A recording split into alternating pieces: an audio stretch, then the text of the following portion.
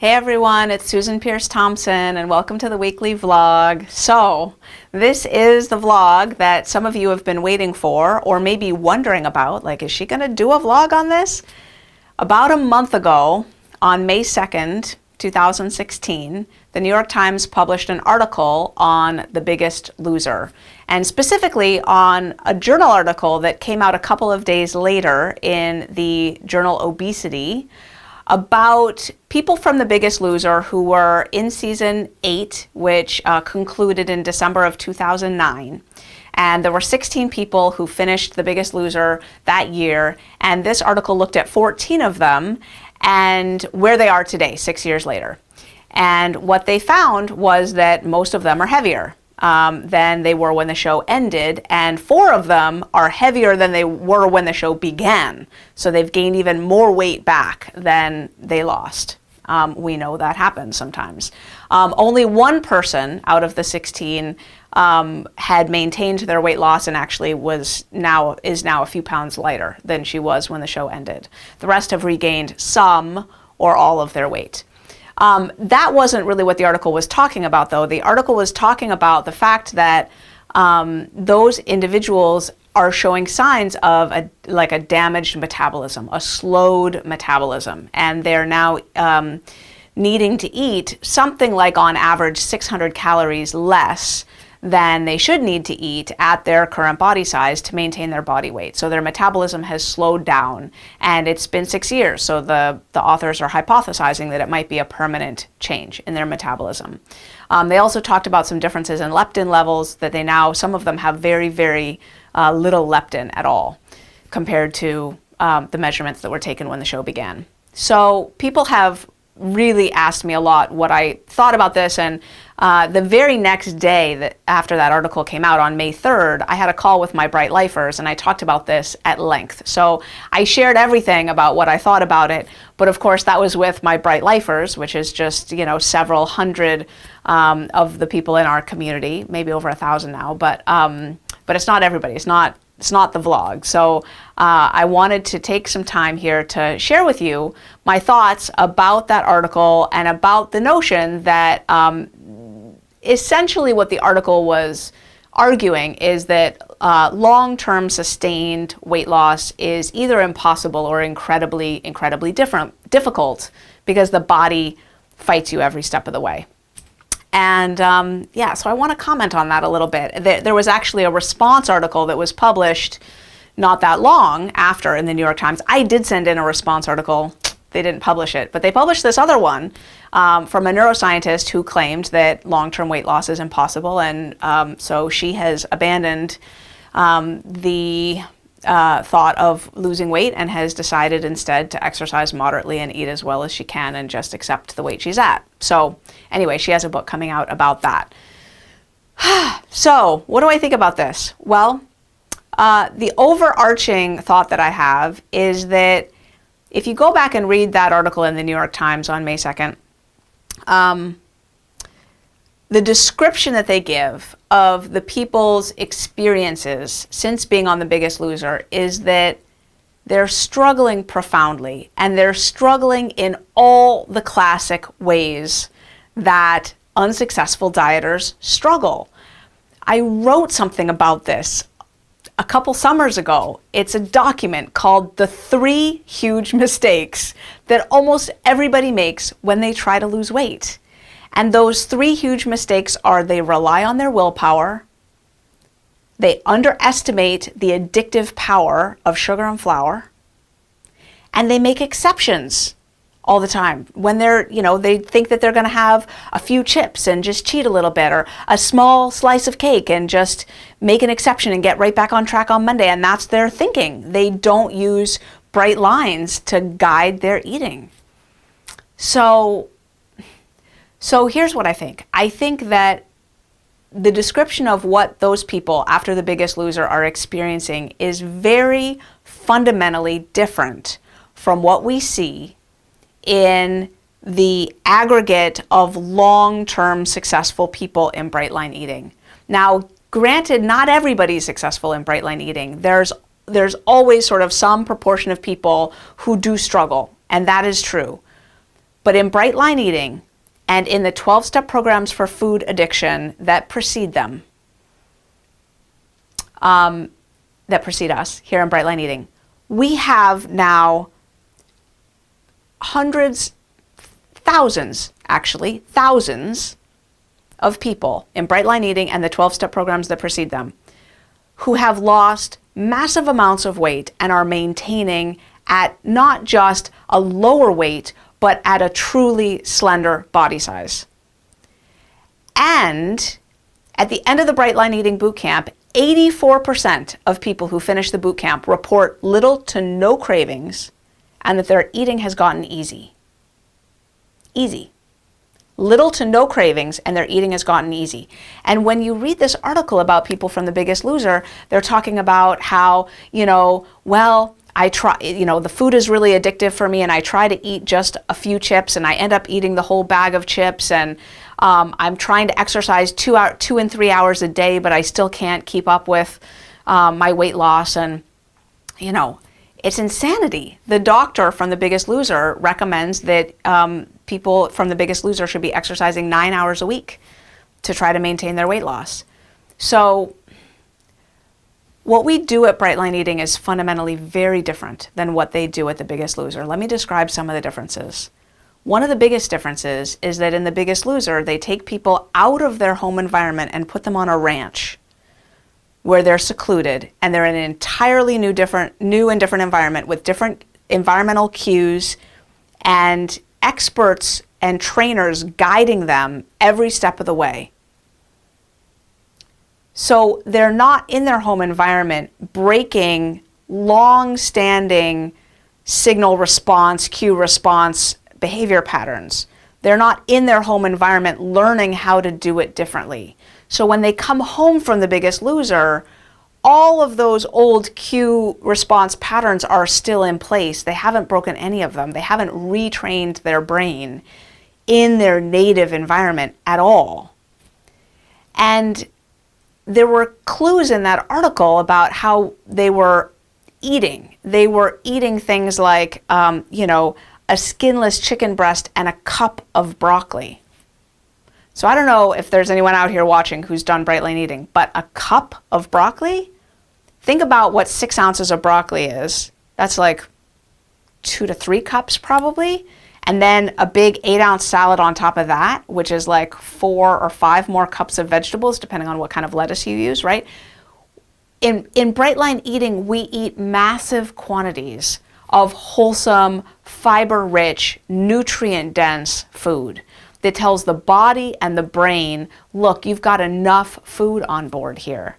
So, in The Biggest Loser, they were exercising 7 hours a day, burning 8,000 to 9,000 calories a day in exercise, and eating tiny quantities of food. So they were creating this massive caloric deficit. The guy who won that season, season 8, he lost 7 pounds a week. In Bright Line Eating, we lose on average 2 pounds a week, which is pretty fast weight loss. It's not 7 pounds a week, though.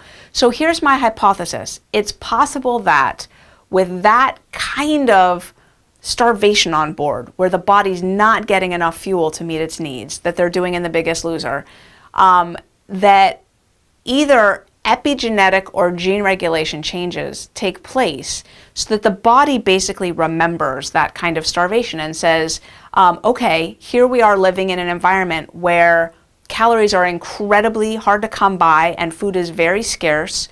So we're going to remember this. We're going to make metabolic changes so that we remember this reality, remember this fact, so that in the future, if there are spare calories around, we will never lose the opportunity to take advantage of them. And the body can accomplish this in 2 ways, either by putting methyl groups on genes to make sure that those genes express. So that's like epigenetic changes. The methylation of genes is an epigenetic change. Or by downregulating and upregulating the genes that are already expressing and just making them express more or less. So it's possible that after The Biggest Loser, the gene that produces leptin, or maybe it's more than one gene, but the genes that produce leptin were downregulated. And that's why leptin levels were so paltry. So here's the thing. We don't have data on metabolic rates and leptin levels for people who've done bright line eating. But I gotta tell you, after reading that article, I was thinking, wow, I put that on my list. I now have a list in my smartphone, on my computer, and it's long. I have a list of research that I want to see done, that I want to do, or I want to support other people in doing, research that needs to be done. It's a long list and it's growing. And I added to that list before and after measurements of leptin levels, before and after measurements of basal metabolic rate. What do I think we would find? I think we will find that in people who successfully lose their weight and keep it off in bright line eating, here's my prediction. I predict we will see that leptin levels are just fine, because I don't see how it could be otherwise, because we're not walking around starving and we're not walking around craving and feeling crazy. So I think we'll find that leptin levels are fine. I think we might find in some of us that metabolic rates are down a little bit. But I just want to put that in perspective. In bright line eating, we eat abundant quantities of healthy, fiber-rich, bulky, colorful, yummy, abundant food 3 times a day. And if we had to eat 600 calories less a day on average than someone would typically need, that means maybe eating 1,600 calories a day for a woman instead of maybe 2,200 calories a day. Or maybe for a rather big man, you know, eating 3,000 calories a day instead of 3,600, or whatever it is, right? 600 calories a day. That means that you're eating, maybe you're not eating grain at dinner or fruit at dinner. Maybe you're eating, 4 ounces less of brown rice and, not eating a banana and eating just a little bit less food. In bright line eating, you can manage that. So for example, I've seen my metabolism shift by about 600 calories a day over the last 2 years. I was thinking, what is this? I just turned 40, what's going on? No, what's going on is I stopped teaching as a professor. As a professor at a community college, I was teaching 5 classes a semester. That means walking to class, lecturing for an hour, gathering up papers, talking to students, walking back to my office, walking out to another class, lecturing. It was incredibly energy intensive what I was doing. What am I doing now? Sitting at my computer, answering emails, walking into my video studio to shoot a video is the most, activity I get during my workday. Like, my workday is completely sedentary now. So that has caused a shift in at least 600 calories a day in my metabolism. I weigh 113 pounds today. I weighed 113 pounds 3 years ago. No difference. Why? I'm eating less food now. I've trimmed my food plan a little bit. I've noticed exactly that my metabolism has slowed down. So I took grain out of lunch. I took grain out of dinner. I took fruit out of dinner. Okay, 600 calories difference. I'm okay. So it might be that metabolisms are slower. In bright line eating, we have a formula for dealing with that, and we eat such big quantities of vegetables and other real wholesome foods that we're still eating enough and feeling full and not feeling cravings. Another difference in the food composition issue is that I believe, and I believe future research will bear this out, so I predict that we will find that when you lose weight in the context of eating like we eat in bright line eating, with the abundance of healthy, whole fruits and vegetables that we eat, I predict we will find that weight loss in the context of the stomach getting full at mealtime and the body being bathed in those phytonutrients is a very different proposition than people losing weight in the context of eating small quantities of artificial diet foods. It's just a very different prospect. It's also, of course, very different when you're not eating sugar and flour, so you're not triggering the addiction to eat more. So anyway, I'm very excited at the prospect of a long future doing research to really figure out what are the essential elements of effective, sustainable, long-term weight loss? And what are the difference makers? What are we doing differently in Bright Line Eating that's really causing a difference? And do we see metabolism slowing down? What is going on with leptin? Something the article didn't mention was that it's not really how much leptin you've got, it's whether the brain can see it. So they weren't mentioning insulin levels at all, which I thought was a flaw in the article. Another flaw in the article was they pointed out that these individuals who started, wasn't a flaw in the article, it was just a failure in logic that nobody was pointing out, which thank you to Nat Denkin, one of my research folks, for pointing this out, that at the beginning of starting The Biggest Loser, people had basal metabolic rates that were appropriate for their body size.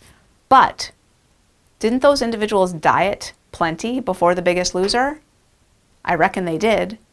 And so their metabolisms weren't damaged by that dieting long term because their metabolisms were appropriate at the beginning of The Biggest Loser.